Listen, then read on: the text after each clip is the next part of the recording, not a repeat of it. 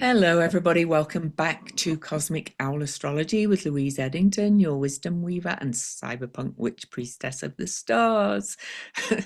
Thanks to Steve Judd. Anyway, today I have with me my friend Dawn Hild, and she and I are going to revisit and dive deeper into a video we recorded last year, was it, or the year months ago. Anyway, it's called Fools and Lovers, and I'll link to the original video in this video as well. But just a quick bit about me. I am the Cosmic Owl of Cosmic Owl Astrology, about to launch my new website and new platform. But also I will start up offering consultations again once the website's launched. I had to take time out to do that.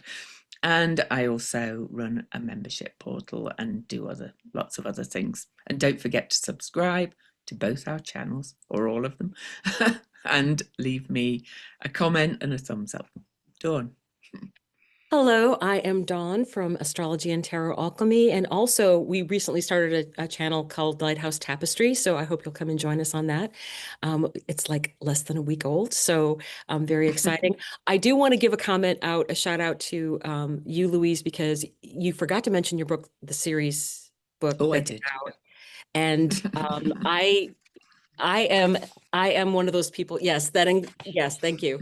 I include the goddesses, the asteroids, and the planets in all of my readings, and it's due to Louise that I started doing this, and now I would never ever do any readings without them.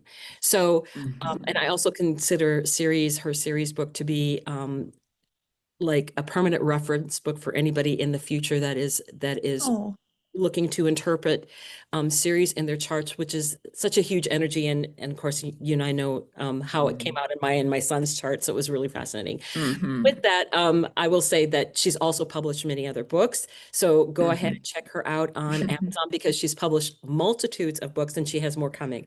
So yes.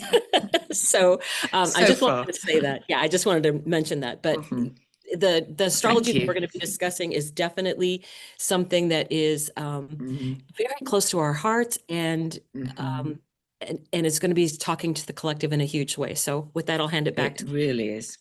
Thank you. And thanks for promoting me, because I forget to do certain things. But anyway, I will mention that I am putting together a series workshop for the new year.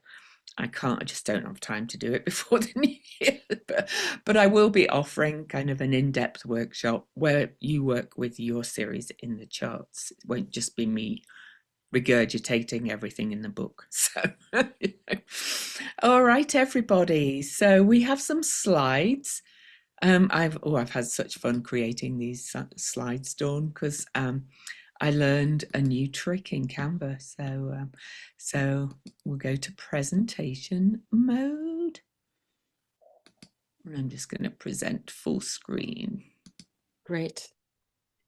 Yeah, I'm technologically challenged, so yes, new tricks. Yeah. Well, I learn new things every day about everything. So I'll try and move our videos around so it doesn't block on the recording. But this is what I've called it. 6 degrees Aquarius. Love yourself, love the other, love the world. And that's a quote that came from the book with one of my favorite tarot decks, the Red Seeds Tarot, for the Lover's card, which is card number 6. And it is the Gemini card. But, we both do tarot as well. I mean, I'm not a tarot reader, but I integrate tarot into the astrology. And this is from another of my favorite decks, the Toss or Thoth deck. I hear people saying it differently, but as you can see, it's the union of all opposites. But in relation to what we're going to talk about, I love that it has the Orphic egg at the bottom as well, with the snake of kind of rebirth. Everything about this degree is about rebirth, in my opinion. What about you, before we dive into the... Well, it's a Gemini card. I'm a Gemini rising, so I'm all about and moon. Yeah. And yeah. yeah, and your moon. We laugh because we have so many common things amongst our charts. So I think that's why we work well together. But especially the stuff that will be coming out about Pluto is very fascinating for us. But yes, I do love the symbology of the Lovers card because it's about lovers that are very different from one another. So to me, it Hmm. really expresses individuality as well, and still be that dual side of Gemini that's like that. So Hmm. very Yeah, beautiful. yeah. Oh, I've got to click on the screen again before it will go. Oh, there we go. Oh, now it's gone too far. Okay, so first of all, I actually just thought we'd do a quick. In our last video, we talked about the 0 degree Aquarius point and the 6 degree Aquarius point. So, I'm not going to go into great detail about this. You can go and look at the last video. But we had some major events happen right at 0 degrees Aquarius, and zero, or very close to, and zero is the alpha and the omega number. It's like contains everything and nothing, and it's like the Fool's card in the tarot. It's taking a leap, and this, it's very kind of prescient. I think that we're now re-recording, going back deeper after this last conjunction that we talked about at 0 Aquarius of Venus, Ceres, and Pluto, because Ceres, my book, but Ceres and Pluto, well, and Venus, I kind of see them as the three ages in many ways, kind of innocence, maiden, mother, crone energy, but also mind, body, spirit in the shamanic realms. And so this is kind of where we started. I don't want to go too deep on that, but what about you, Dawn? Any words quickly on that recap? Uh, just that I think that's the very important thing to emphasize is this Aquarius Venus series 0 degrees Aquarius, because Ceres actually um, Venus and Ceres I know are also in huge play within the collective charts because Venus is Mm-hmm. working very actively with Uranus. The most recent thing was September 7th. And Mm-hmm. then it's going to be doing it again next year on April 25th, I believe, 25th or 26th. Mm-hmm. And it's so speaking to the collective because it does exactly the same thing. So I think, we'll Mm-hmm. point that out as we go forward. But Ceres also is very Mm-hmm. much a part of all of this energy, and her Oh. coming back into view, I believe, is very strong, as well as the whole Pluto and Aquarius. But Ceres has had some very strong um, aspects through generations of Mm-hmm. importance, even in other charts, and we'll talk about Chiricla later. But yes, I Mm-hmm. think this definitely was a starting point on this December Mm-hmm. 7th date. So definitely. I think so. And interesting is that you mentioned the Venus Uranus conjunctions. I think it was not the last one, but the one before. Venus and Uranus actually were conjunct at the exact discovery degree of Ceres 2323 Taurus. So all these, it's, I keep saying it's like timelines are converging in so many ways. So anyway, we'll move on because there's so many aspects and things that we could talk about. We'd be here forever. So just some dates, past dates, and where, coming up to where we're at right now. So again, not going to go through all of them, but you can take screenshots if you like to go through the dates and times and the things. So Uranus was discovered in 1781, and Pluto was at 6 degrees 09 Aquarius, which is really important to all we're going to talk about.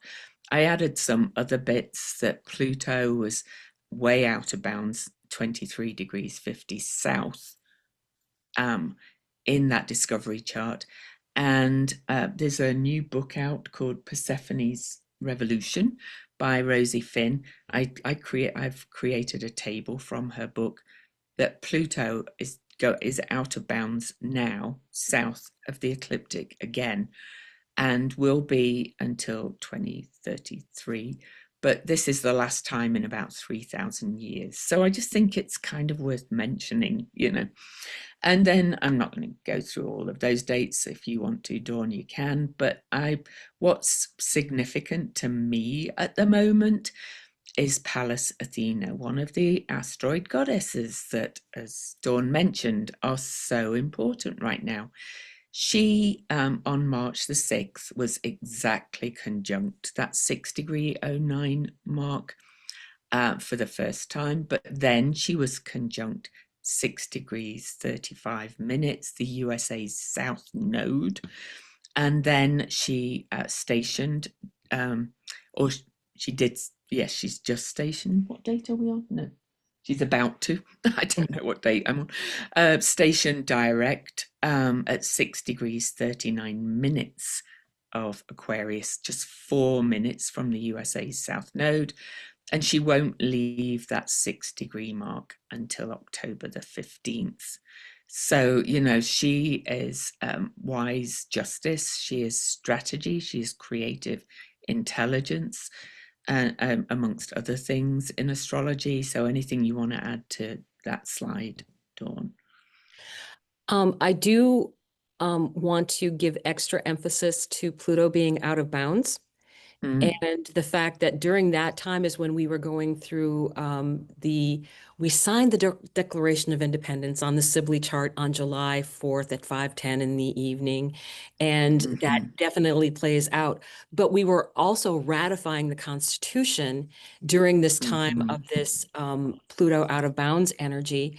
And that played into a lot of this Aquarius energy because Pluto was an Aquarius at that time. And it was the mhm, actual figuring out exactly what was going into all of the things in the Constitution, mhm. as far as And it the levels and the laws and how to work with it, basically. and it and it's kind of hilarious. I've been pretty much predicting that the Constitution could be rewritten since before I knew all about the Pluto out of bounds stuff too. So isn't that interesting? And I that's why I brought it up because I really do believe that is Mm, going to be the case, that it's going to be, they might not scrap it completely, but they are going to take no. an extra notes and do a little add Yes. in here and there with different things that they're going to have to go through and be ratified again. So we're probably going to have to go Hmm. through a ratification process again, which will take some time. But also Hmm. that this 609 that of degrees of Aquarius being very important for human design. And Mm. as a matter of fact, I believe it's is it 2027? 7. The 2027, first the first time. the Well, we've very got first charts time. on that, Yeah, so so we'll yeah, touch on that, but yeah. I want you to keep remembering the 609 degree as Hmm. being highly significant, and for the US as well, obviously, because our South Node is on 6 degrees. So Yeah, and you know that's only what, well, a few minutes away from. It's less than half a degree from the 609, the South Node of the USA. And astrologers argue over which chart is correct for the USA anyway. So let's just say they're exactly conjunct, I think, pretty much. And interestingly, for Dawn and I, we both have a placement at 609 that is being aspected by this, but we'll quickly flash our charts up at the end to show you. Okay, so moving on to the future, where we're going. So this is what Dawn mentioned, and we're going to look at charts for these things as well. But you know, I wanted to give you a bit of a forward look, and I forgot to close the parentheses there, but never mind. So it's February the 28th, 2027 is the date that human design has as really huge. That's the first time that Pluto returns to the same degree and minute that it was at when Uranus was discovered. And Uranus discovery, of course, to our consciousness at least, it was always there, um, really broke the bounds of astrology and our known universe, because it was the first discovery to be visible with a telescope and things. And of course, there's been many more since, but it really kind of broke the bounds beyond Saturn, beyond the visible planets. And so it had that same effect on the Earth. In my opinion, I don't know about yours, Dawn, but we all have different opinions, and astrologers, again, never agree. I think that Uranus discovery began the move into the age of Aquarius. And that's kind of it's I always think the age of Aquarius, the actual start time is kind of a moving target because there's Oh, so many things. it's a If process, I think. it it Process. definitely Yeah. is. It definitely Hmm. is. But there's no doubt that if we're not there, we're on the knife's edge if we're not there Hmm. already, for sure. Yeah. Yeah. And, I think the next few months are going to be the massive change that we're seeing. So look at these other dates that we are coming up in 2027, right after February the 28th. And we've got a couple of other charts to show you that are happening at that same time, but we'll save those as a surprise. So March the 6th, just 9 minutes away, Venus is conjunct Pluto. Remember, we started with that Venus series, Pluto conjunction. March the 18th at 6:35, Pluto will exactly conjunct the USA's South Node. So that month, well, that month between the very last day of February and the 18th of March is going to be a major transformation point. So we'll probably talk more about in depth about what it means when we look at the charts. But just for that month, what do you have anything to say about that?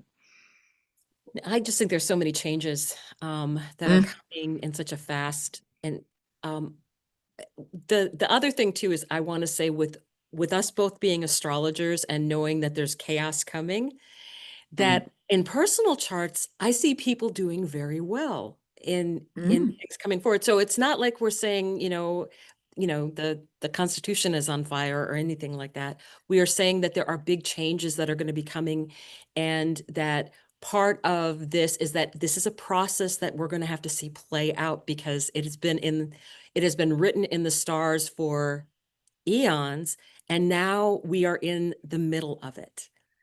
hmm. We We get a front are. row seat to And history. oh, we really do. And for many, many reasons. We've never been here before that we know of astrologically. There's many astrologers talking about it. So this is just a part of it, and we're trying to really kind of hone in on this part for this video. So, but as you can see, we just said it's kind of a process moving into this new paradigm that we're moving into. So in 2028, we have another kind of rash of conjunctions, all early in the year again. Mercury will conjunct Pluto just 5 minutes from that 6:09. Then Mars will conjunct Pluto. So these are all the personal planets, right? So we had Venus there, and then we've got Mercury, then we've got Mars. And of course the Sun and Moon will come through in that period as well, and you'll see that when we look at the charts. Then January the 13th, I had to add this square. Haumea um, is a newly discovered dwarf planet, and she is shaped like an egg, and she is like a cosmic egg. And Mars, Pluto, and Haumea are kind of quite similar energy, and they've been in this ongoing square that began exactly in 2022. And so on the 13th, that will be the 13th square, the last of their 13 squares. 13 is the number of the witch or the goddess. But anyway, and there you go. There's the Sun conjunct Pluto on the 27th. You can see we're moving along the degrees a bit, but we're still at 6 degrees. But then, we start to shift to 7 degree after that. Pluto moves off that degree, and that's when the change will start to emerge, I think. Also, that January 27th, 2028 is a solar eclipse, I believe. It's close to. We've got those eclipse charts. That's why I keep teasing them about. You'll see what else is going on when we come to the charts. I don't think it's exactly on that date, but anyway, I hope I It might put be the the right 28th. charts up. Yeah. Yeah, but anyway, well. So, first, actually, we should talk a little bit about Aquarius, the energy of Aquarius, because we're talking as if people just automatically understand it. But Aquarius is the most futuristic sign, in my opinion. In personal charts, it's often the sign associated with long-term vision and hopes and wishes for the future. The symbol is like two waveforms. Going along together, and Aquarius has been called the water bearer. But now that we understand, well, we don't understand it, but now that science is really accepting the quantum nature of our universe, that more things are plasma or dark matter than that particles actually really, in some ways, don't exist. They are frequencies that kind of gather together. I think I see Aquarius more as the plasma bearer. I see it as that quantum energy. What about you, Dawn, as you've studied Aquarius itself? Yeah, I have an Aquarius moon right at that 6 degree mark. So what I always feel is also it's about Aquarius is very big on um, recognizing the individuality of each person, but being Hmm. committed to the collective. So Hmm. it's, But whilst embracing the individual whilst as well, embracing the right? individual, absolutely. So, Hmm. because a lot of times I also say that Aquarius are kind of hermits because they're waiting for everybody else to catch up to what's going on in the universe. So to me, that's that energy that's coming through this birthing process that's all happening through Aquarius, and Pluto giving it its energy there, the discovery degrees of Uranus, all of those are tying in together. And for Hmm. me, this is very much about us moving forward. But the recognizing the individual is still very strong in the Hmm. identity of Aquarius. Because Aquarians are usually quite quirky, or people with strong Aquarian energy. They're quite quirky, quite unique, and that whole sign really is about embracing your unique makeup, really, of who you are, because we each have a unique cosmic blueprint. But then it is the sign of the collective and the humanitarian as well, and the people, if we want to talk in terms of the USA, and with its south node there. And even though the Constitution was imperfect, it was founded at a certain time from a certain perspective. And here we are again. We've heard a lot of talk about the Pluto return, but I almost feel like this Pluto conjunct the South Node is even bigger than the Pluto return. I think the Pluto return kind of started this kind of what's going on out there in the USA. But I love my numbers too and my symbols. So I had to look up the Sabian symbol for 6 Aquarius, which is actually the symbol is 7 Aquarius, because it always goes up. And I mentioned on that card at the beginning about the Orphic egg at the bottom of the card, and how Haumea looks like an egg as well. And here is the symbol, a child born of an eggshell. And so, these are some interpretations about this symbol, but its inner power and self-generation is about this symbol. And it points to a unique awareness of the vital force within, which is self-generating and complete unto itself, much like a cosmic egg containing life. So I think you can kind of, bring that to the collective and the self of what we were just saying about, about the Aquarian energy. And it's about the emergence of new mutations. I hear people talking about our DNA, which is literally a spiral, right? Changing and evolving. I don't know if some people are talking about an extra chromosome coming back and all that. I don't know about that. I don't know anything about that. But I think we are shifting, at least in our conscious awareness of who we are and how we work. So I'm not going to read all of that, but you want to add anything to that?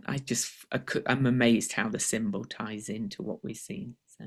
Well, and being that wave vibrational symbol, we have been, if you think about back in like the 1930s, now we're around a lot more electronics than we were back then. So Mm-hmm, vibrationally, we have changed in a sense already because we are mm-hmm, in that higher, we're kind of like in a higher frequency already, if you think about it. mm-hmm, And the way that we communicate with each other, I mean, who would have thought that we are just a hand held away from talking to or anybody in the or world? even on my wrist. Yeah, Yes. Yeah. yeah, Yeah. or on your wrist.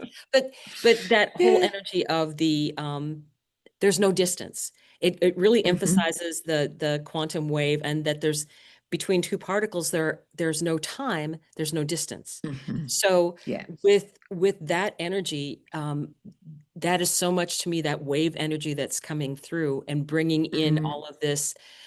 I do think we are going into a new vision of what's going to be mm, happening in the future, and this mm-hmm. is part of that energy that's taking place, because I think we're reshaping our ideas around what we do as individuals, and what we should do for the Mm-hmm. collective. I think that's that Aquarius energy playing back and forth again.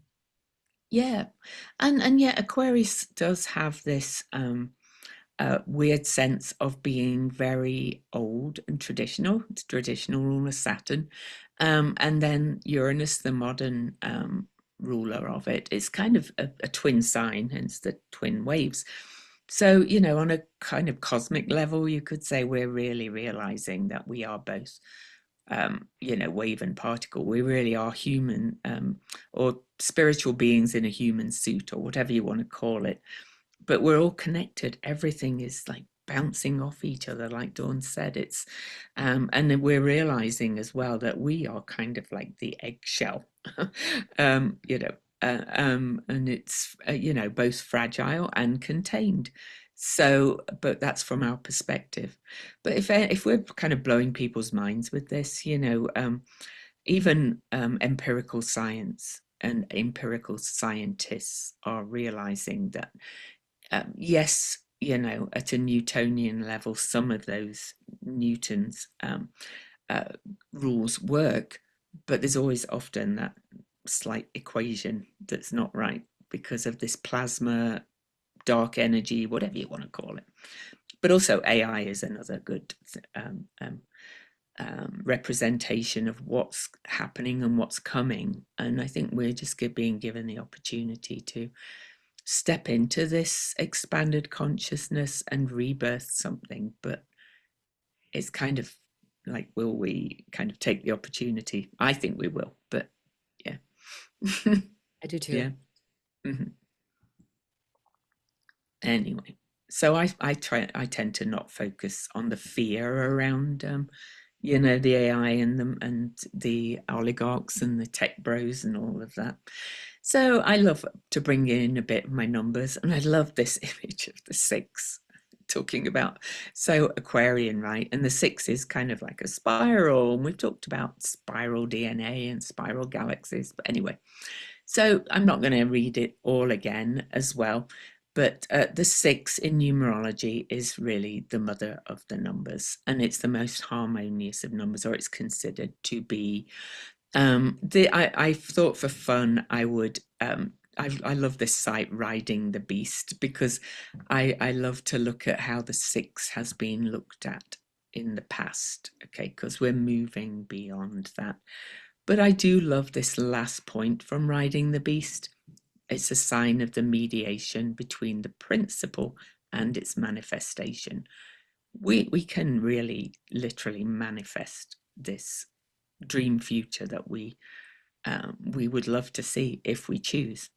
So you're in a group and you had another term for the six. What was that, Dawn? Oh, it's very receptive as Mm. to what's coming in. And I was just looking at it, the Fibonacci um, Mm. of Venus Spiral. is Yeah. is very much in this six. And it's, Hmm. it's so related to Venus, and Venus is about us being able to, I think, communicate with each other in a very open way.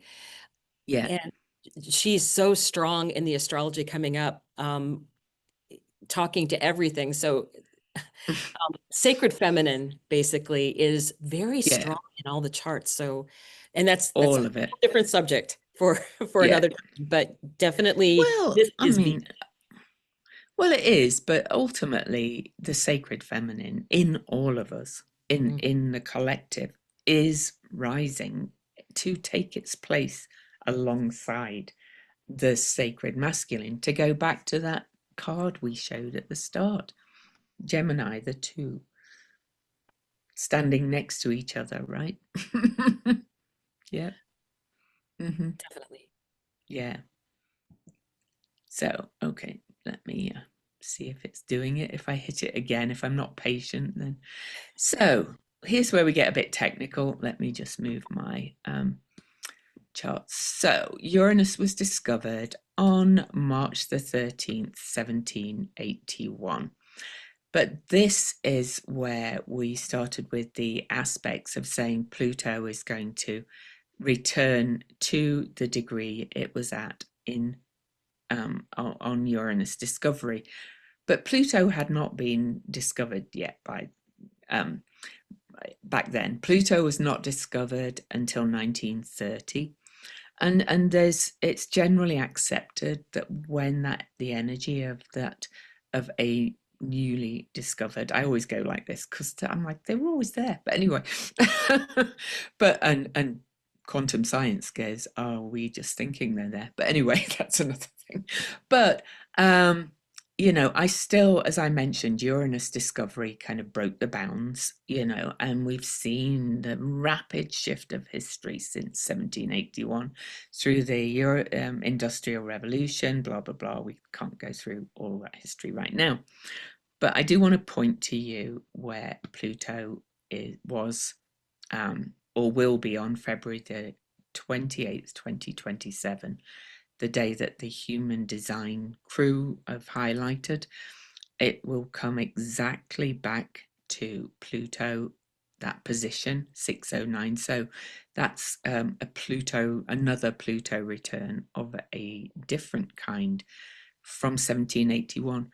And because I wasn't born here, but 1781, is that when the constitution, something to do with the constitution was going on around that time, wasn't it? It doesn't matter, people can I, look I it up, had I but had a note regarding that because I was like, I know that there was there's there were it took years for all of them to be ratified through, and I think oh yeah.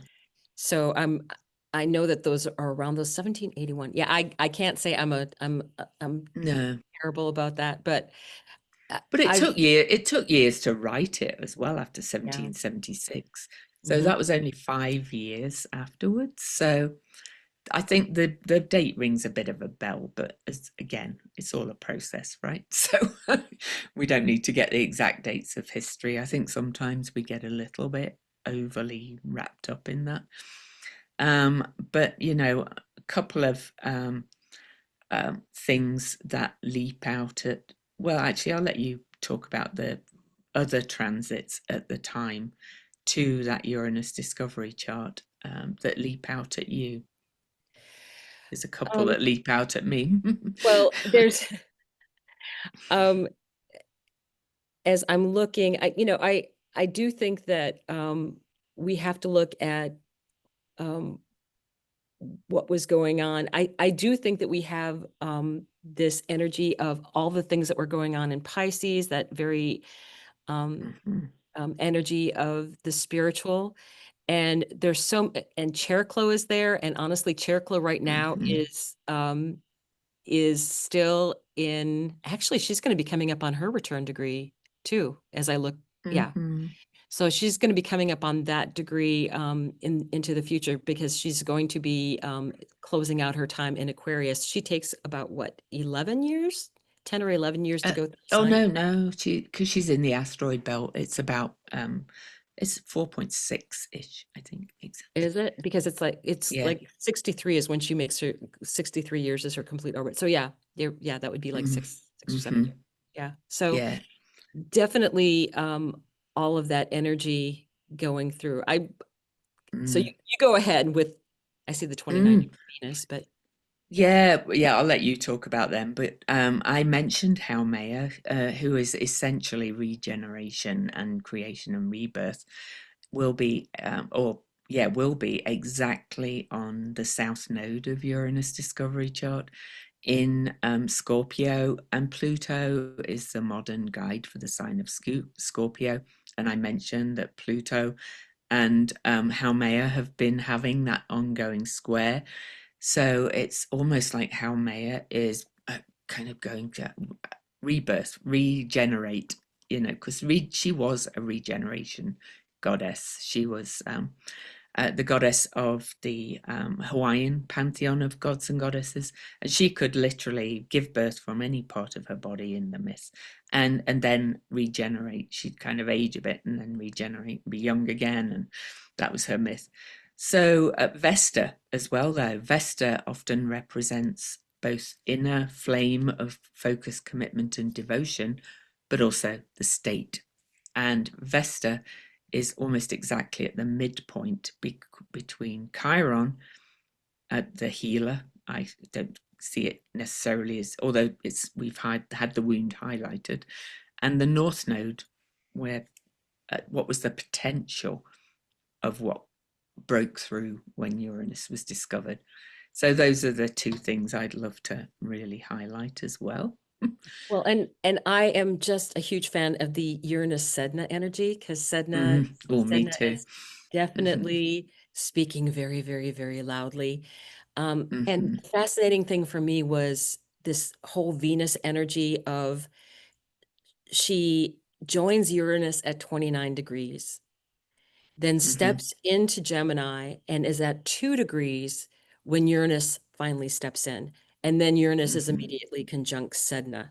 So it's Yeah. it's like the divine feminine is surrounding this Uranus energy, and is, to me, it puts a huge stamp on the time that Uranus is going to be spending in Gemini. And Hmm. then crazy of crazy is that when it backs out, it does the same thing completely all over again in Yes. April, where Venus at 29 degrees, the sign that she rules, Taurus, Hmm. is conjoined with Uranus, and then goes in again, is at the same degree, 2 degrees again, when Uranus Hmm. enters into Gemini for the last time in 80 years, right? So Yeah. it's it's again with that energy of Sedna. And so Sedna is right in the middle of all that energy. Hmm. And to me, Sedna is ancient wisdom coming Oh. forward into the modern technology, and also the Hmm. deep, deep oceans, which I think we are going to be seeing a lot more of. Earth, I mean, even as we started with all this earthquake energy that has been going on in the deep oceans, and what's been Hmm. happening with volcanoes and things like that, very tied into Haumea, which is, they're Hmm. talking to each other.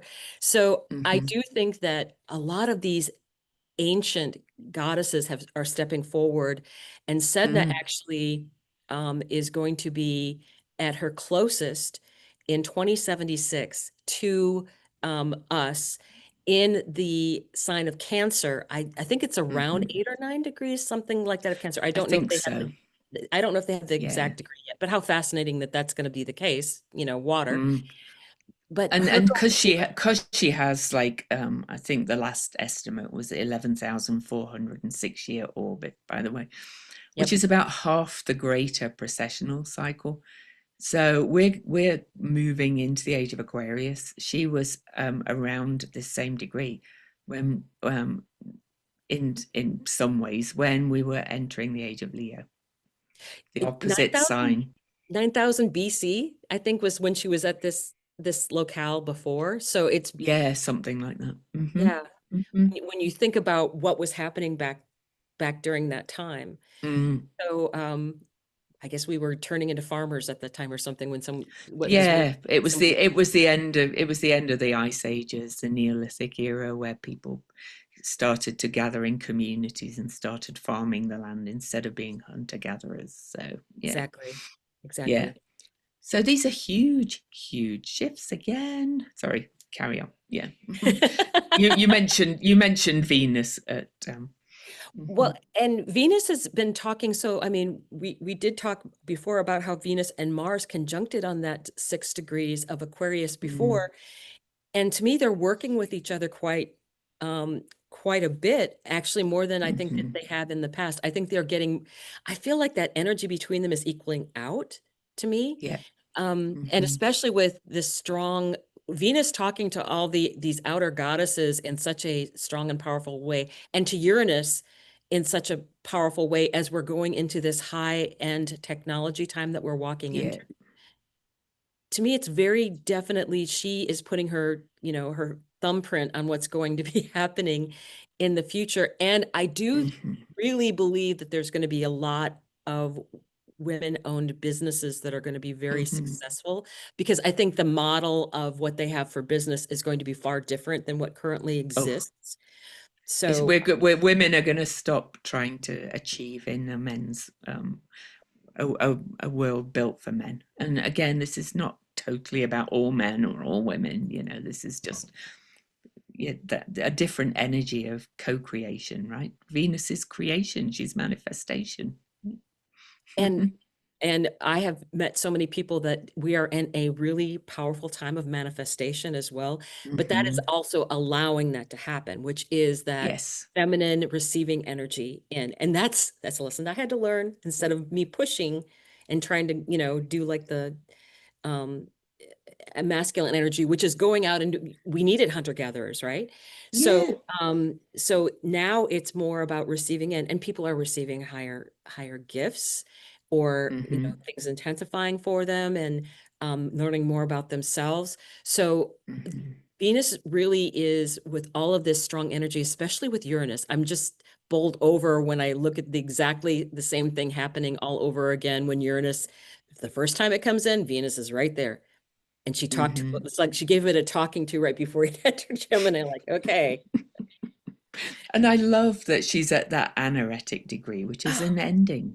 It's an ending degree, and so there's so much else we could say. A couple of other things. You mentioned Ceres.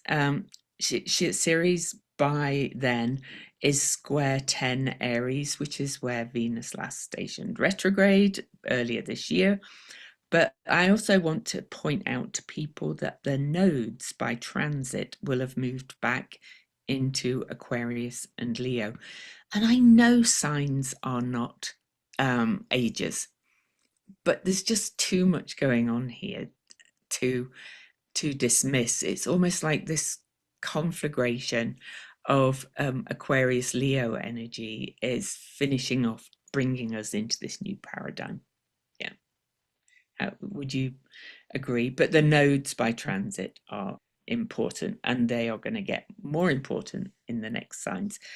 But Mercury is about to conjunct the North Node there. So that's the messenger of the gods. Higher Oh, communication. Yeah. yeah. So there's loads more we could say. I just want to make sure I'm not missing anything on this chart. Other people watching, you might all see things as well. And it just all adds to it. So, all right. But Pluto is going to return to that exact same point, 609, twice more after that, once on January the 7th, 2028, and then on July. Have I got them the wrong way around? I have. I'm sure I swapped them around. Sorry, everybody. July the 20th, 2027, then January the 7th, 2028. Let's pretend they are the other way around. So we'll go to this one first. I do want to say the nodes by then will have moved back to 11 degrees of Aquarius and Leo, because they always are in retrograde motion. Um, and it kind of cracks me up that Centaur Pholus is on Eris at that point as well, because Pholus takes the lid off it. It's very much about cause and effect, and Eris is the table turner, in my opinion. So that could be a point of real kind of, we've seen what's wrong with everything and how we need to reconstitute stuff, not just the USA, everybody. I think. There's loads we could talk about, but you point out anything that leaps at you. Chiron is Chiron return. Chiron, the Chiron return has just happened as well Right. Well, for the and Uranus discovery. yeah, we do have, I like the energy that has been maintained between uh Pluto and Neptune. And even though Uranus is more Mhm. like 2 degrees away, we still have that, what small grand trine is, I think was what they call it. Yeah. But that, to me, we've been getting this support all along. To me, that's Mhm. kind of like the universe going, okay, things are going to be chaotic, but here is your like safety net right here, that Yeah. as you're going through things, things are going to be fine. And they're the outer planets, they're the more, it's a collective energy anyway of what we're going through. Mhm. So to me, it's like they're holding space like Cheroklo would. They're holding space like Mhm. Cheroklo does with healing. That it's like, okay, you're going up to a different level, and um we're just waiting for you to get there. It's like, okay, that Aquarius thing of I'm waiting for everybody to catch up. So Yeah, definitely. that's what I'm And feeling with that. Yeah. And what I'm Cheroklo is at glad. 29 degrees then. Hmm. I was just about to say that, but I just wanted to point out to everybody that you'll hear a lot of astrologers talking about this, including us. But Pluto, Neptune, and Uranus are in this mini grand trine, small grand trine, whatever you want to say it. In other words, Pluto and Uranus are aspecting each other in air signs, and Neptune's kind of in the middle. It's kind of an ongoing thing, and we're kind of there now. But Chariklo or Chariklo, however you say it, Greeks say Chariklo apparently, but most people say Chariklo. But so in this first conjunction, she is a cosmic doula, space holder, weaving the story of the new future, in my opinion.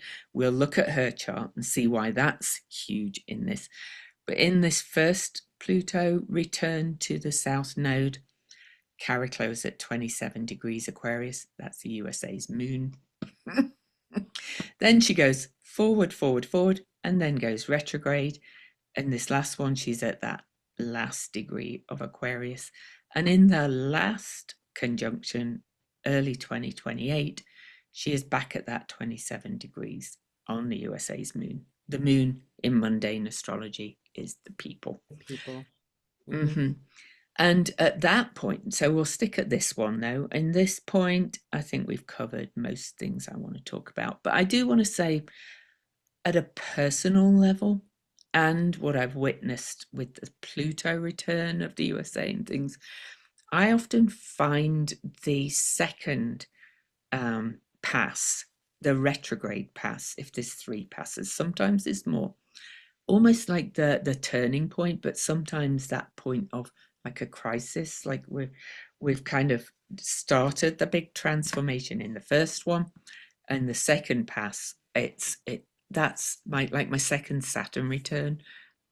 The second pass of three, the week before was almost quite painful, but it kind of bursts the banks, if you like, of what the change is coming. Have you witnessed that with these kind of multiple? I do, and Hmm. I personally think that there's a lot of stuff going on with the Saturn retrograding back right now because of the Venus Hmm. retrograde and Mercury retrograde. But so Oh I really God, so think much. there's strength in those things. I mean, when you Hmm. have um, issues that have come up, then going back over that retrograde, bringing those things back up so that you finally get it right. And that to Hmm. me is like, that's the work of, you have to get Yeah. it right. And then once you do that, then you can start moving forward with that energy. Hmm. And I do think that's what this is showing, is that it's us working through that energy, Hmm. and it's not fun. It's not. No, Um, no. it is work.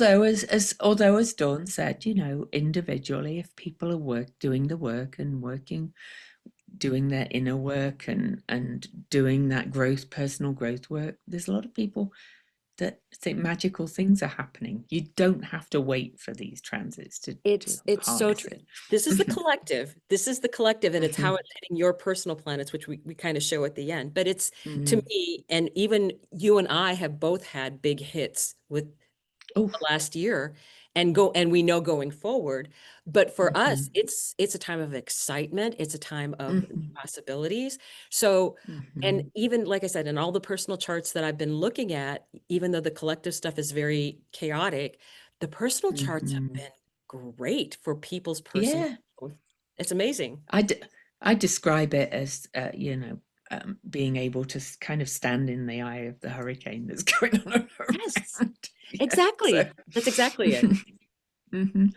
But and this is how you work with transits. You don't let the astrology do you. You kind of learn to understand it and flow with it, and know that big Pluto transits, like we're all going through, really, are a time to lean into that growth and transformation period. So the last exact conjunction will be on January the 7th, 2028. There's Pluto back at 609. After that, Pluto will move forward and start to move towards that 7-degree mark. But on that finishing exact one, and again, don't expect something just on that day. Richard Tarnas, in his Cosmos and Psyche amazing book, that talks about how these bigger planets speaking to each other um, have worked in history. He gives a 10-degree orb either side for Pluto and the slower moving planets. So Pluto is now at 1 degree Aquarius. You're feeling this already, but this is kind of honing into the turning points, in my opinion. Look at this though. On that last day, as we start to emerge from this big transformative period, Mars is exactly conjunct the 2 degree North Node in Aquarius, and the North Node is what we are learning to do more of, right? Power to the people. Aquarius, like you said. And Mercury is right there as well. Mercury was right there at the start of this transit. Mercury will have gone all the way around. And that's pretty powerful too, in my opinion. Again, other things I could say, but I think those are the two main bits for me. What about you? Well, and Mercury being the lower octave of Uranus, who, is said that is at 2 degrees at that time. So Oh, so it is. yeah. Yes. So Mm-hmm. to me that is extremely important because I And feel that yeah, Uranus and Pluto are almost exactly trying each other again, yeah, and will yeah, be right after. Sorry, yeah. yeah. And to me that's the whole there's so much talking to each other in the chart, and that is trine Mm-hmm. energy. And it's air energy, so it's going to be very much happening quickly. Mm-hmm. There's things that I think that's going to be some of the harder part is that there is going to be change. You can't hang on to what the way we did Nope. things before. There is no going back. There is change that's going to happen. And with Mm-hmm. Pluto, because Pluto's very much involved in all of this, with Pluto, you're just like, okay, have it your way. We're going to do it your way. Otherwise, Work with it. yeah, work Yeah. work with it. And if you do, you will the transformation is amazing because you should always Mm-hmm. give the planets a job. Pluto is a little bit more deciding like I want this for you, but I don't care how I get it there, right? So um if you're not going to go the easy way, you'll go the hard way, but you're going. And that's what I feel like is going to happen to us is, Mm-hmm. collectively, you can either, personally, you can decide, okay, I understand that change is going to be here. I, Mm-hmm. some things I don't like that I'm going to be giving up, but I know that there is very little that I can do about the progressive change that's going to be happening. Yeah. Um, Yeah. you can still bring your individuality to it. And I think that's what we should remember taking forward is we're not going into this Mm. uniformity because Aquarius is not about uniformity. Nope. Um, that so moving forward, we will change, but we will remain individuals. So it's us and our personal growth, I think, is what a lot of this Mm, is saying for each of us. And if you are in tune with your planets, and this is where I think the astrology is this fantastic guidebook. You put the intentions into what you want the planets to work towards for you. yeah, Always give them a job. Do not let Mars run around your always. chart unsupervised. So, Mhm. and same with Pluto. It's like, Pluto is going to bring changes. So it's like, okay, how can I best direct my energy with Pluto that it'll Yeah. work in my best interest? And Pluto really is about digging up your buried treasure that's deep inside you, and ultimately, it's not always easy because sometimes you have to dig through a lot of old patterns, old crap. But it's And like, mhm, And an interesting thing in the more ancient texts, because a friend and I were mm, working on this thing with Pluto. Pluto is the hidden treasure. Ceres is helping you mm, grow it and develop it and bring it out. yes, yes, yeah, So, and Ceres does play, you see her show up periodically in these different charts, and she's very hmm, important with what's going on. It's one of the other sacred feminine things mm, that is coming forward, that is also about us moving forward into regenerating and helping the earth move hmm, along in this spiral energy that we're moving through right mm. Yeah, for sure. She is very important. You can't ignore her. So look for my workshop early in next year, or get my book for now.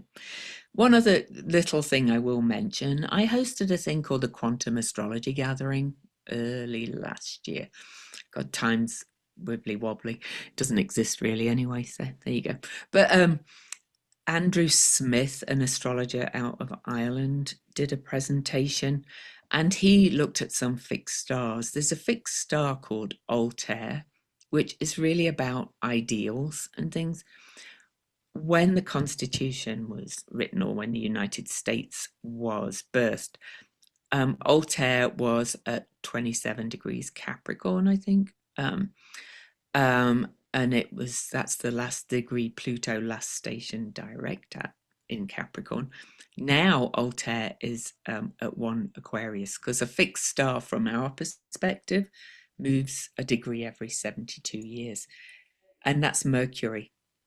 Maybe things are happening faster. I know we said the Constitution took a long time to develop and be ratified back then. It might happen a lot faster this time. Hmm. now. I would agree with that. Yeah. Hmm. Yeah. Yeah. And Mercury literally is kind of writing communication. So things like that. Who knows? We'll see. I'd forgotten about that little nugget, so I thought it was worth mentioning. Thank you, Andrew, for that one. Now then. Oh, no, I think I've missed a chart. Sorry. Um, so eclipses.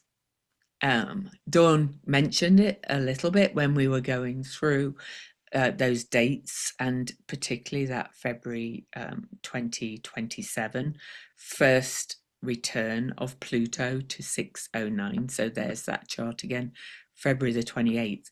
There's actually a solar eclipse, which is a new moon eclipse, followed by a full moon eclipse on February the 28th. But they're happening as this happens. This is eclipse, we're in the eclipse period for the whole period. This is adding to all of this energy. And I've just realized that the South Node is on my Uranus for that whole time. The transiting South Node. Oh, anyway. Coming to a YouTube channel near you.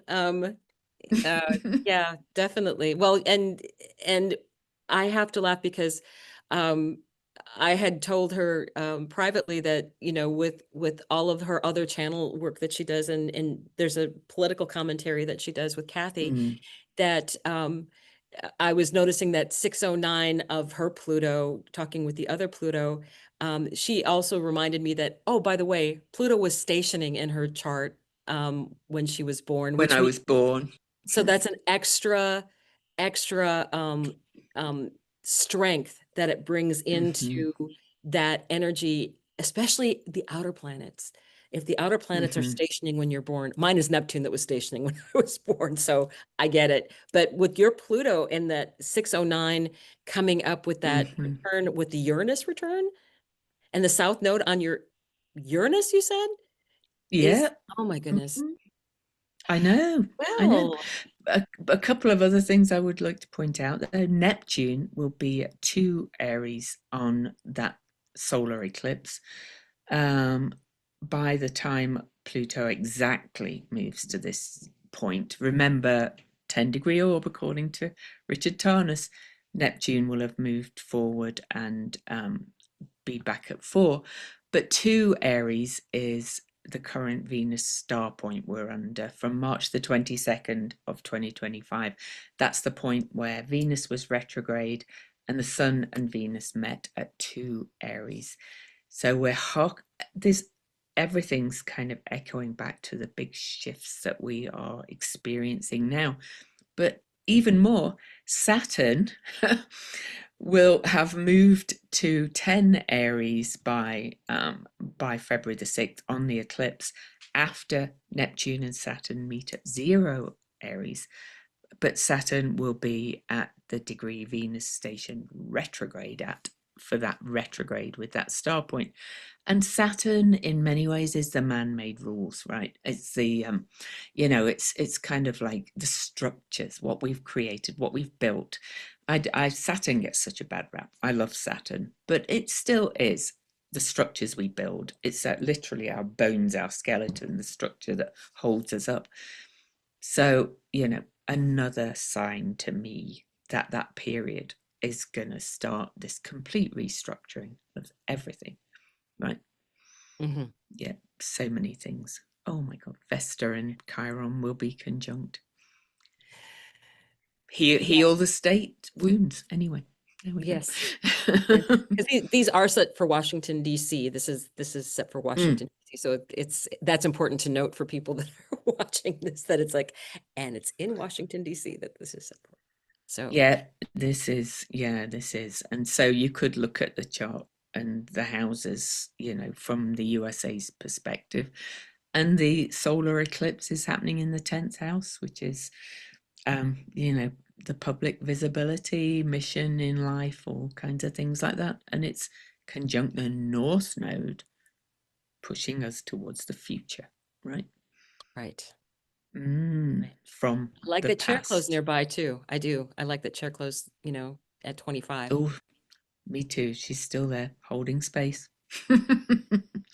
And yeah, anything else to say? No, we'll move on to the full moon eclipse, which is just 8 days before Pluto is exactly at that point, 609. In fact, where is Pluto on this? 555. Oh, 555, 3 5s, the number of change. I'm a 5 life path, so I see 5s everywhere, but it's a number of change and the media. And so this eclipse is actually kind of what's called an out of sign eclipse. The nodes are in Leo and Aquarius, with the North Node in Aquarius, as we mentioned. Jupiter is, oh, I love this, is on the South Node of this eclipse. Full moons are usually release, things letting go. Jupiter is good in many ways, but from this perspective, you could look at it as Jupiter being the king of the gods, the ruler in the sign of the kings, Leo, saying it's the end of the oligarchy, basically, or the, yeah. What do you Yeah. think? I'm like, wow. Well, um, the fact that it's like 2033 and 2044, the 33 and the 44 I find kind of interesting, Mm, with the mm-hmm, numbers. And then you have Mars at 0 degrees of Virgo, and Mars gets things done. I mean, oh, Mars in Virgo is there's no stopping it, because it's like, okay, I've got a battle plan. We know what's going to happen. mm-hmm, I've got the plan all worked out. And and I think that with all the change coming up, I mean, we still have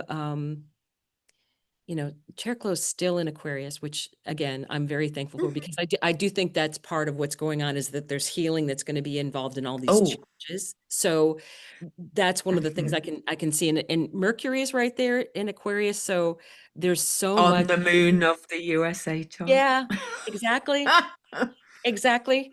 So to me, Mhm. there's so much that's going to be, I hopeful, honestly. I see a lot of Oh. hope in the charts that are all the way through. There's things like, okay, it's Mhm. it's going to be a mess, but it's going to be fine. It's going to be a mess, but it's going to be Mm. fine. And I keep getting that reassurance every time I look at these charts. It's like, okay, Oh, me we're going to too. tell you what's going to happen. Don't freak out. Mhm. Things are going to change. But you're going to love it in the end. It's like somebody's redoing Mm. your kitchen in your house. Well, it's going to be a mess. You're going to hate it until we're all finished, and then you're going to love it. Venus is quincunx the south node in Jupiter. All right. And she's at 2011. So we've got three master numbers in the minutes there. But she is now fast approaching Pluto again. Ceres is retrograde by then and still square to that 10 Aries point where Venus went retrograde. She'll take longer to catch up to Pluto, but I also want to. So that's the numbers are just freaky there. 2, by the way, is the divine feminine number in many ways. It's also, which card is it in the tarot? My mind's scrambled. Anyway, It would be one is the said. that would be the Empress. No, wait. Yes. Yeah. Zero's the No. Fool, the Magician. Mm. And then 1 is the Emperor, 2 is the Empress. Yeah. Which is the Venus card, right? Yep. Isn't that right? Yeah. I Now think. it's gonna bug me. Anyway. Or am I wrong? No, I'm wrong. But anyway, either way, 2 in numerology is said to be the number of the divine feminine. So the full moon eclipse is at 22 plus 0, alpha, omega. Go on, what's the 2? I don't know why I couldn't. Magician is so it's the Fool, Magician. the Magician, and then Yeah, yeah. Empress. Yep, yep. But the magician is kind of like the juggler and, makes magic. But, going back Alchemy. to here, Oh, yes, alchemy. Going back to here, we've just literally, because we're recording this at the end of the eclipse season, at the end of 2025, and we just literally had a new moon at 0 Virgo. Then we had the 2 eclipses, and fixed star Regulus is at 0 Virgo, again bringing in a fixed star that changes signs from our perspective. Only 1 degree every 72 years. Regulus is the royal star, but it was named the royal star under the Regulus in Leo, yeah. right? Or that star in Leo from our perspective. Regulus moved to 0 Virgo at the end of 2011, right before all that 2012 kind of stuff, and that degree keeps getting activated. And Virgo is more, well, it's a sign of the priestess in many ways, or the Marys. It looks like an M. It's the sign of the divine feminine again. And look, the moon is right conjunct Mars. That's emotional action to create something that is more meaningful. Right work is always a good word for Virgo as well. Meaningful work, right work that does good, but also serves yourself first, is many ways too. So, I do also like that mm, that Virgo, and you look at Gemini and you have Uranus and Sedna conjunct, they are square. and they are square, and they're both ruled by Mercury, Yes, which there's is Mercury. over there in Aquarius. So it's so striking to me how Mm. um, there's so many possibilities that, Oh, communication is going to yeah. be key. But Hmm. it's New like inventions as well. There's new going to be lots of invention. new inventions. But I like Sedna being there for like the Mm. sacred feminine, because I feel like Sedna's like, and don't forget us. Yeah.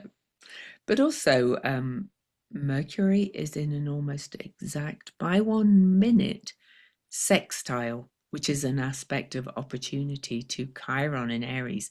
And that many astrologers have kind of said that Chiron in Aries has been helping us to see and heal, because it lets the light in, the divine masculine energy in the world, which is that energy of power over domination, that we have been living under. And I think we had to see it to heal it. So how lovely that that is almost exactly aspecting that at this full moon. Is that Wow. Eris that's next to Chiron there, that 24 degree? Mm-hmm. Yeah, Yeah. so her and Chericlo are talking. Pal- Yeah. oh, they are, yeah. Eris and Uh-huh. yeah, they're talking Pallas Athena. Remember, we started right now with Pallas Athena at 6 Aquarius. Hmm. Then she'll be speaking to Eris, the table turner. So, like we said, I think the process has begun now, but these aspects are really bringing it in. Yeah. Would you? And Yeah. and did you notice all of the goddesses that are showing up to be heard in all of this? I mean, Oh, yeah.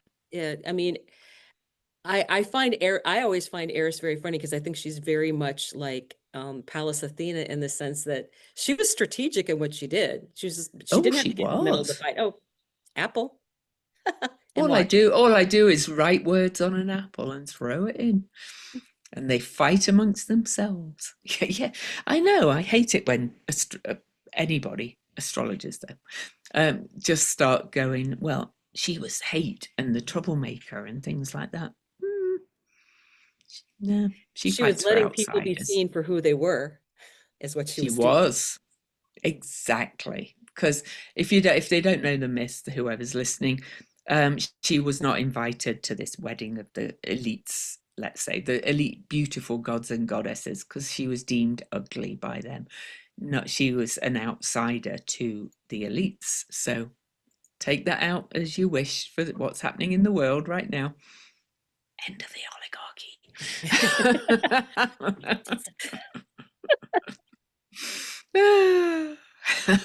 Anyway, so moving on. I Oh, you have can't to tell them leave. though about the apple. You finish that whole part. Oh You yeah, wait, finish but that. she went to the wedding, and instead of going into the wedding and kind of raging and things, she wrote to the fairest on this apple, the apple of discord, which is why she's called the goddess of discord, and threw it in, and they all fought over who was the fairest and the most beautiful. I'm always like, fairest could mean who is fair as well. I always play with words. But also, she just caused them to fight amongst themselves by revealing their nature. Hmm. Exactly.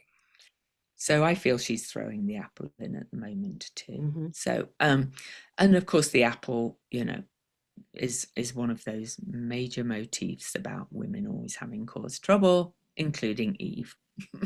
Right? Yeah, I'll try not to roll my eyes. So, I know. Exactly. But they think it was actually a pomegranate anyway. So go back to Demeter, Persephone, and Hades, which is Ceres, Venus, and Pluto. But anyway, I could not leave out Chariclo.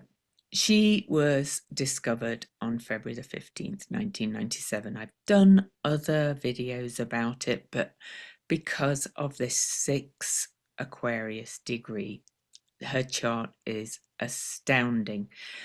But Chiron, we've seen Chirons playing in all of this as well. The Uranus discovery chart is having a Chiron return, right? So we've mentioned Chiron a few times. In 1992, January the 22nd, oh, double two, haha, more twos. Chiron, all the centaurs have wildly elliptical orbits. In other words, they go way out, and it's like like an egg shape, really, and then they come in closer to Earth. Chiron actually travels within the orbit of Saturn occasionally, And on that day, Chiron passed through the orbit of Saturn, and Saturn at that point was at 8 Aquarius, so where all this is happening. But he passed through the orbit of Saturn, the boundary of the limitations that we used to have, right? Saturn at 6 Leo. And then, how many years later? Just 5 years later, just 5 and a bit years later, Cariclo was discovered at 6:04 Leo, 5 minutes from that 6:09 that we've been talking about. But then look at her discovery chart and all the things we've talked about with the eclipses and all of these things. So Cariclo had her opposition of her discovery not all that long ago. But look what was contained at the time that she was discovered. And she has that doula, healing, space holder quality. She was Chiron's wife. Chiron was wounded in the heel. He had the wound that would not heal. And he was not healed until he gave up his immortality for Prometheus, who brought the fire of the gods to humans. And Richard Tarnas says Uranus should be called Prometheus. So Yes. they're all speaking to each other again. But look at the shape of her chart as well. Yes, it's the Star of David, but it's way more than that. This is one of the most, kind of, everything is kind of together, comes together in this beautiful healing pattern. But it's all pointing towards all of this Aquarius. And look who's at 6 Aquarius. Ceres, conjunct Uranus. Then Mercury's there, the messenger. Venus is in Aquarius. Vesta, the state. The sun was at 26 Aquarius when she was discovered, which is a degree from the moon of the USA chart. Jupiter and Uranus were conjunct at that 5. Remember, we just saw that 555 number. But anyway, and so breaking more boundaries. She came in to harbor in and hold space for this amazing transformation and opportunity that we have going on. Incidentally, though, Chiron back then was at 2 Scorpio, where Haumea is now. And the North Node then was at 29 Virgo. And what have we just had, Dawn, at 29 Virgo? 29-degree eclipse on top of my black moon Lilith. So, but I will say that it's that special, the anuretic degrees, and especially you're talking about the nodes being there, how incredibly powerful, because it's the opposition is the last degree of the zodiac, right? Yep. And this is where Neptune is going to sit at for the whole time after it moves back into Pisces to revisit the journey we're going through. That's October Neptune 22nd. moves back. Yeah. October 22nd. Yeah. And and I'm kind of thinking this is going to be very interesting energy that we're having, because Neptune is the co-ruler with Jupiter, and Jupiter is in its exaltation right now. So I do think that there's going to be an easier flowing energy for Neptune, but I feel like there's what we have as our dream, and then going back into Aries at 0 degrees with Saturn is us like, okay, build the dream. Build the dream. Exactly. It's like we're moving forward, and we have the energy moving forward, because that's, of course, a cardinal sign. So getting something started brand new. And so a couple of other things. This chart is somewhat a little bit, tiny bit manipulated by Melanie Reinhardt kind of did it. If you look at the exact discovery moment in Tucson, I think the moon is actually at 1 degree Gemini, which is where Uranus and Sedna are kind of sitting at this all this time. I think, it kind of, because everything's big picture with these things. I think, having it make this perfect star really works in this because it's all in air and fire signs, which are supposedly masculine signs, but they are about creation and taking action. They are about like new ideas, innovation as well. So, it's all about these new ideas coming in, and she kind of seeded it on her discovery. And every hit on this is just happening over and over again. And she was discovered at that mother number 6. I love it. And all the Um, others are at in 5 in pretty much. in Leo, so a new crown, a new queen is in town, you know. Yep, yep, yep, exactly. So I can't work without these energies anymore, to be quite honest. Most of the other energies in this chart, in this star, are at 5 degrees. So 5 degrees Gemini. Incidentally, though, Juno is at the midpoint of Saturn and the moon. The moon rules the sign of Cancer and Saturn rules the sign of Capricorn. And that's kind of birth to death, but also kind of the structures, birthing the structures of our. And then Juno is sacred contracts in Taurus. And what I feel we are going to discover like clean energy and things like that very quickly with all of this too. So this is not just about politics and rewriting of constitutions. This is about massive, massive shift. Imagine what will happen if we, I think the technology is there. So it just takes the ideas to come forth. Imagine what would happen if we have had an unlimited free, because it's clean energy fueling all these things that we are wanting to create. It would help climate change, everything. So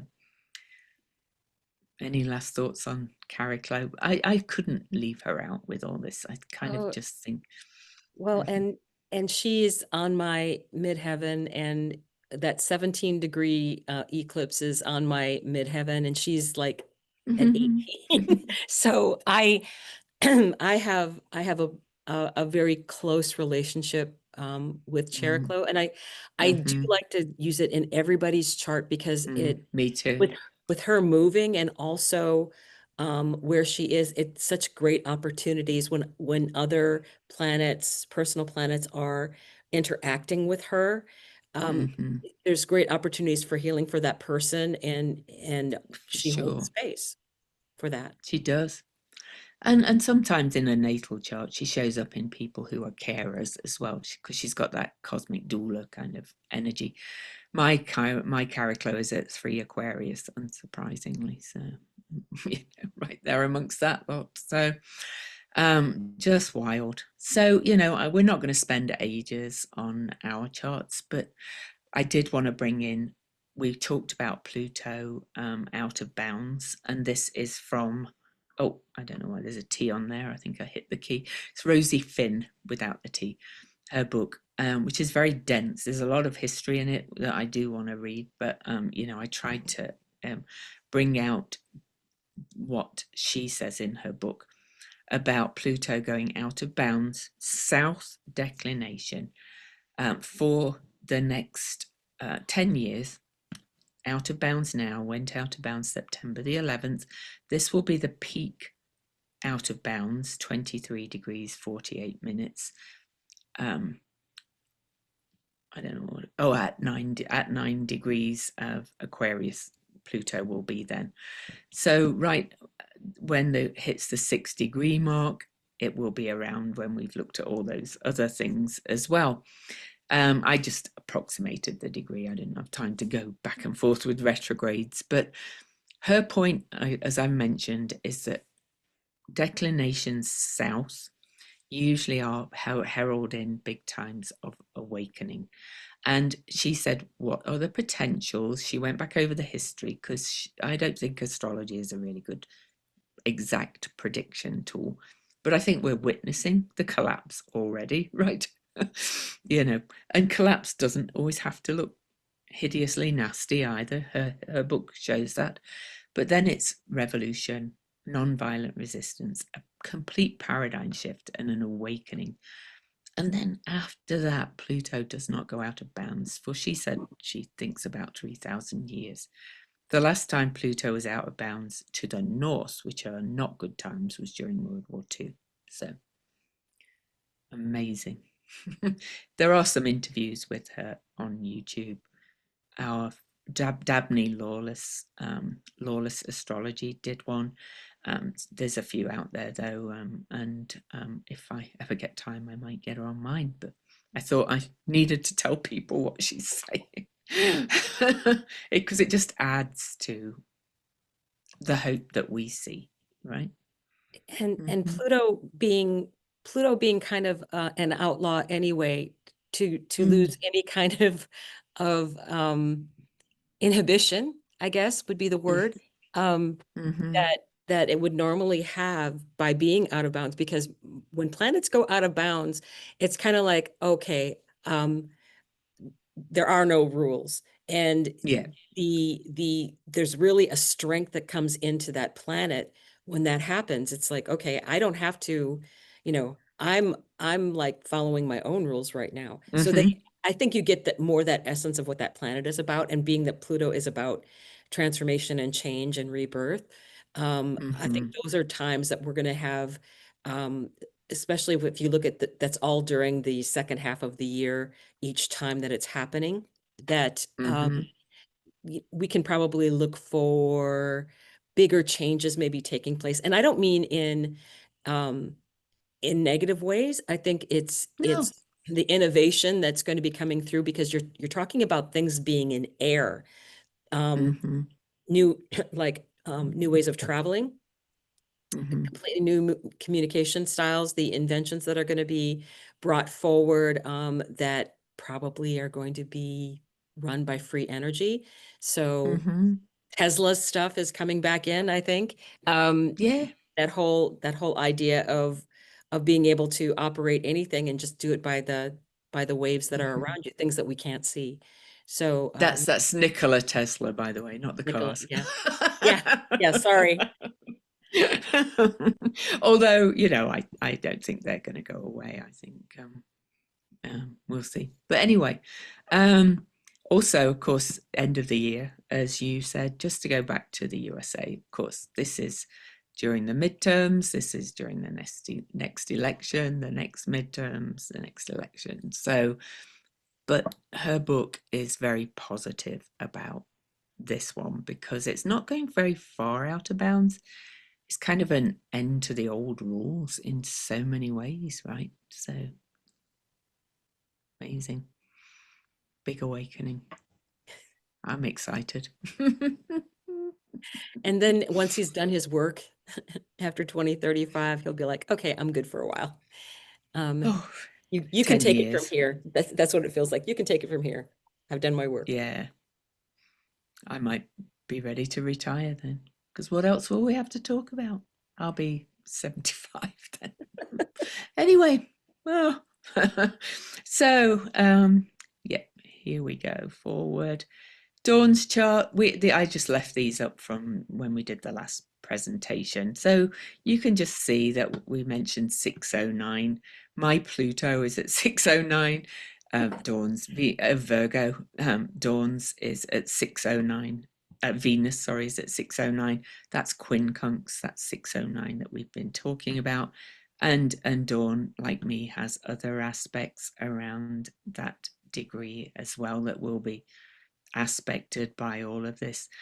Lots of things we could talk about, but I don't, just people want to go, why these things speak to us so much, right? And look at your personal charts, how these things Mm, may be affecting you, and what you can set your intentions on.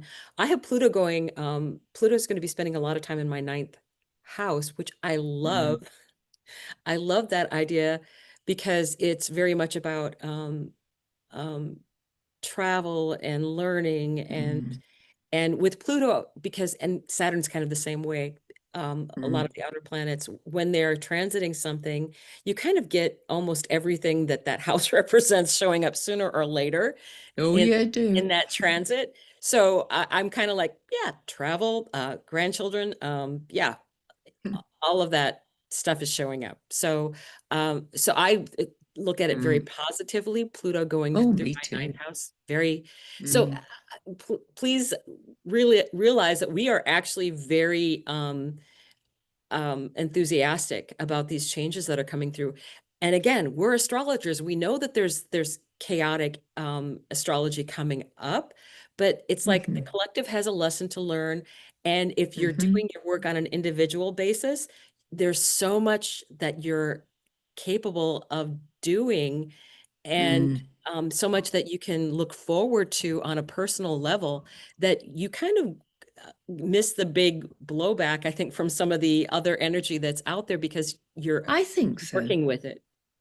Yeah, I agree. And that's how I work with astrology, one on one with clients. And I try to with my writing and videos and things. It's like, don't go into it going, this is going to be awful. This is going to, and fearing it because, if you think you can, you can. If you think you can't, you can't. So, but just to talk about that 609 degree that we share in Virgo, that's actually making what's called a quincunx aspect to that Pluto 609.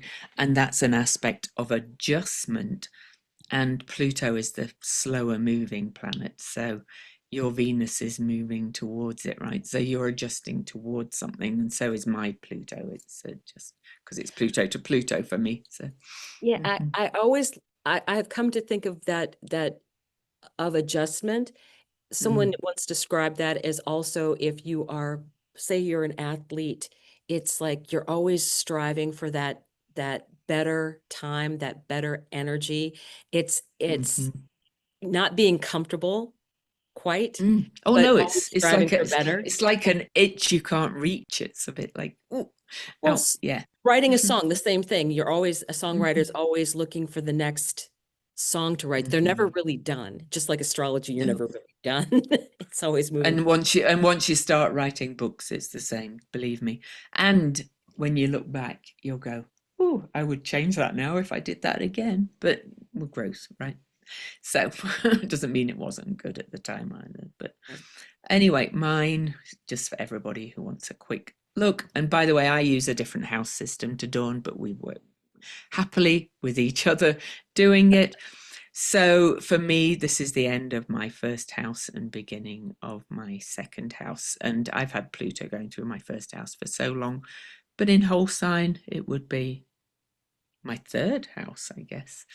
So for me, really, it's happening in the whole quadrant, the first quadrant, the first three houses, which are who am I, what are my values and how I earn my money, and communication, my voice, more books to write. So they all speak to me. So talking about quantum energy. But there's my Pluto at that 609. I don't know why I didn't highlight it last time. But you can see it's aspecting. My midheaven is at 610.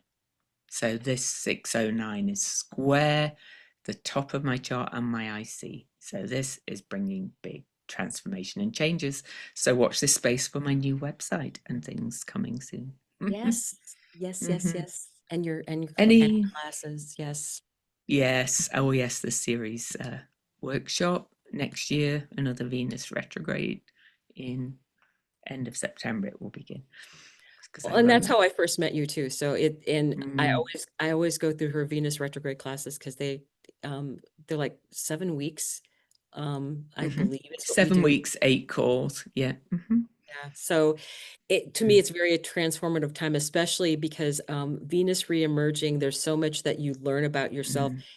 Mm. Venus and Mars retrogrades, no one gets out clean. So if Ooh. you are focused on what you are doing and really Hmm. taking into into yourself the lessons that you're learning from that. It's so transformative. And Mm. I will again be following you in that class. Yay. It's And brilliant. we and I'm a trained shamanic practitioner too. I don't do shamanic healing or anything, but we do the deep shamanic work in that class.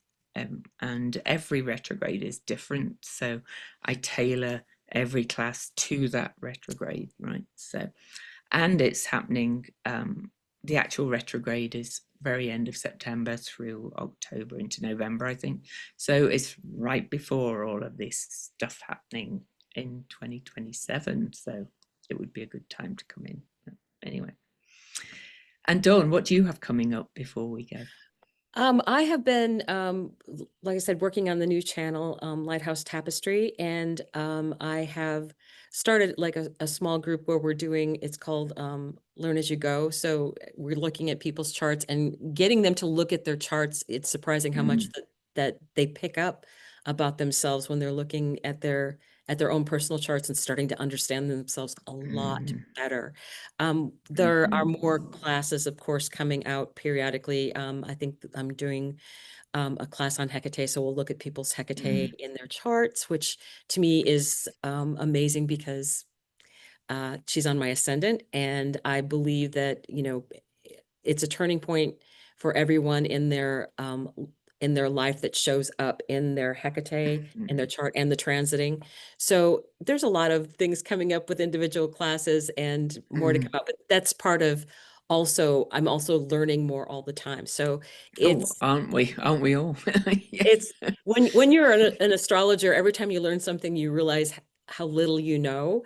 So, Mhm, but I do enjoy doing these deep dives with you because it's I always get something extremely mm, valuable out of it as we're looking through these things and researching. And really, mm. it's to me saying so many positive things about the future. So, I Me too. Me too. And the funny thing is, I used to do written Hecate reports for people. And Dawn joined my community, which is going to be relaunched as the Spiral Codex. And I work very much in the same way by people looking at charts to learn the astrology. I also have in my membership, I have access to a self-paced, more 101 class. But the best way to start to understand the astrology, whether it's for yourself or for others, or to become a professional astrologer, or to use it combined with other modalities which people do, come into either my membership or Dawn's. I'd say mine's probably a bit more advanced at this point. Is that, yeah? But yes, yes. only because I've been an astrologer longer, so because I'm. Yes, she had. So And there's a lot of things that you, like I said, the reason I have asteroid goddesses and goddesses mhm, in general, because there's a lot of them that are planets that mm, we I first learned of them, and now there's been more and more emerging. I mean, Sedna wasn't really talked mhm, about when I first joined your class. So yeah, it's fun to go into, we deep dive into a lot of things in mhm, that class and really discuss a lot of we do. different things. We did the Furies yesterday. But anyway, I digress. That membership is opening up again real soon. I've just got to correct a couple of bits on my website, connect it all up and launch it. And it's called the Spiral Codex. And we actually have a weekly call, but it's always recorded. So, you can ask questions if you can't attend live. And they can be personal chart questions, but it is all in the spirit of learning, not in me doing a reading for everybody. So anyway, love you all and love doing these with Dawn, and we'll be doing more. I know that. But anyway, for now, bye. Thank you. Goodbye, everyone.